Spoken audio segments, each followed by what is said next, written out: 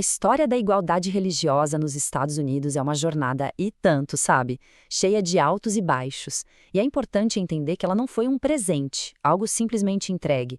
Pelo contrário, foi uma conquista, vencida batalha por batalha ao longo de séculos, nos tribunais, nos parlamentos e, claro, na sociedade. Mas, antes de mergulhar nessa história, vale a pena parar para pensar. O que realmente significa igualdade religiosa? Pode parecer uma pergunta simples, mas a resposta é muito mais complexa do que se imagina. E foi justamente a busca por essa resposta que ajudou a moldar os Estados Unidos. Ok, vamos direto ao ponto.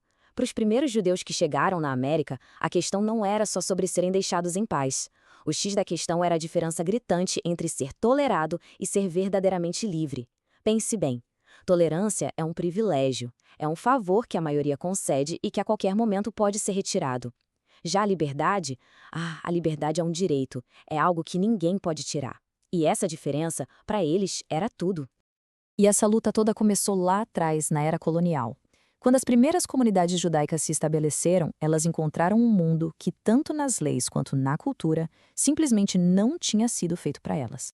Para dentro, as comunidades judaicas até tinham uma certa autonomia.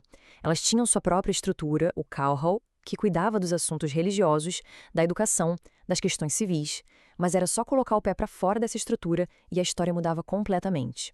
Eles viviam imersos numa sociedade cristã que ditava as regras e impunha limites bem claros. E as leis da época refletiam isso de um jeito bem brutal. Olha só o caso de Maryland. Eles tinham uma lei de tolerância de 1649. O nome soa bem, né? Mas na prática era perigosíssima.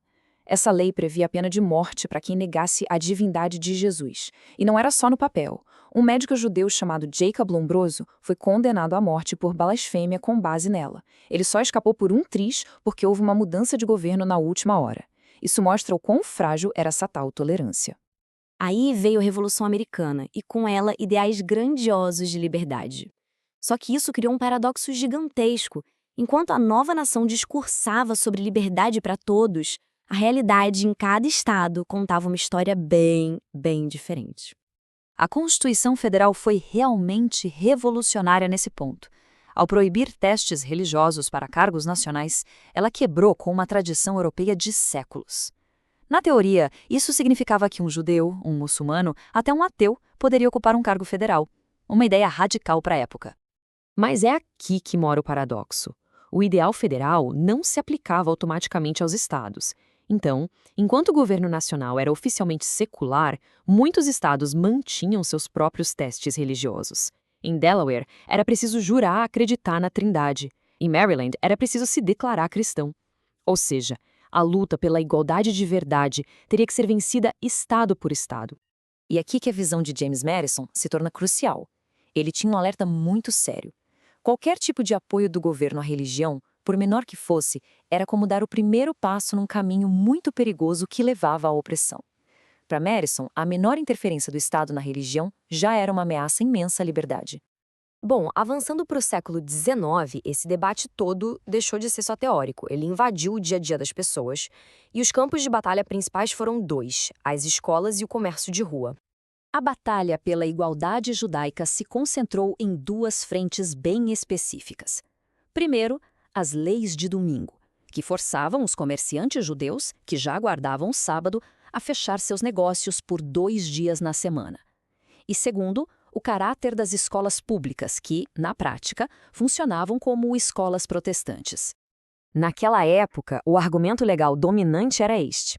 O juiz da Suprema Corte, Joseph Story, resumiu bem a visão. A primeira emenda, que fala de liberdade religiosa, não teria sido criada para proteger todas as religiões igualmente. A ideia, segundo ele, era apenas evitar brigas entre as diferentes igrejas protestantes. Ou seja, era um clube fechado para manter a unidade protestante e não para criar uma sociedade realmente multirreligiosa. Claro, a oposição a essa ideia foi feroz. Líderes como o rabino Isaac Wise não engoliam essa história. Para eles, as leis de domingo não eram sobre descanso público. Era uma imposição religiosa que violava os princípios da República e empurrava os judeus para uma cidadania de segunda classe. E para as crianças judias, a escola pública podia ser um lugar bem hostil.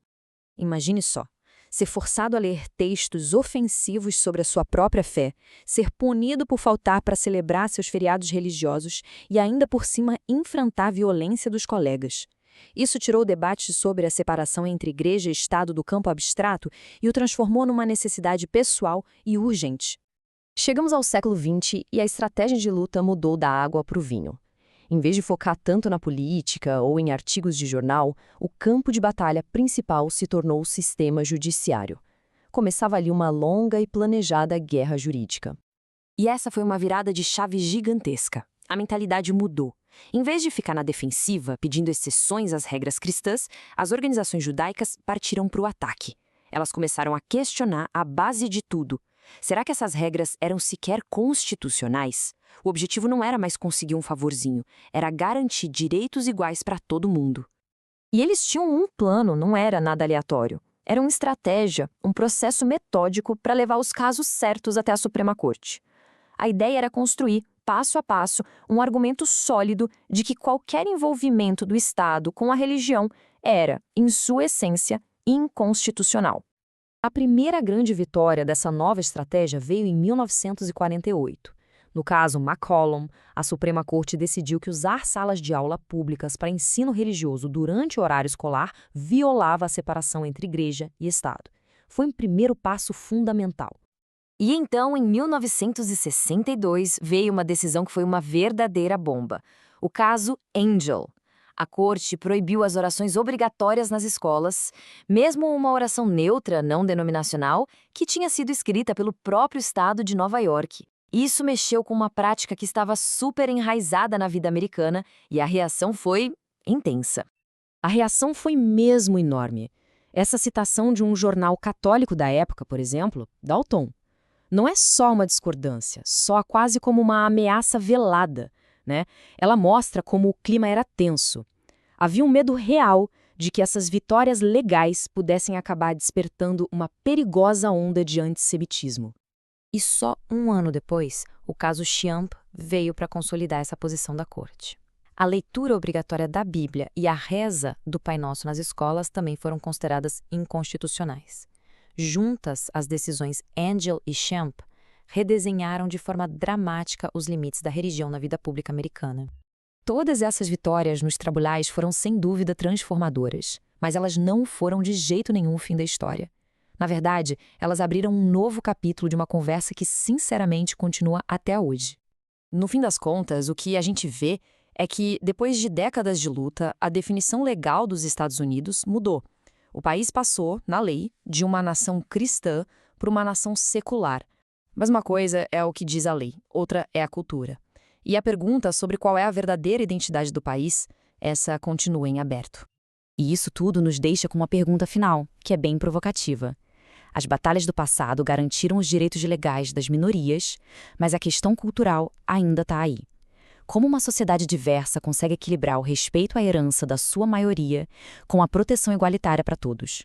Essa conversa, que começou séculos atrás, continua sendo uma das mais importantes para a América hoje.